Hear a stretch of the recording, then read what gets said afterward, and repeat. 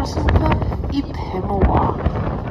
Farvel rytter, nu slutter sin anden fejlfri runde i tiden 72,28 og kan derfor afhente hele 2 rosetter i sit atelier. Efter Cecilie Møller Olsen skal vi have start nummer 15 klar på banen. De skal begge ride 2 ture, og start nummer 18 holder lige så stille klar i slusen.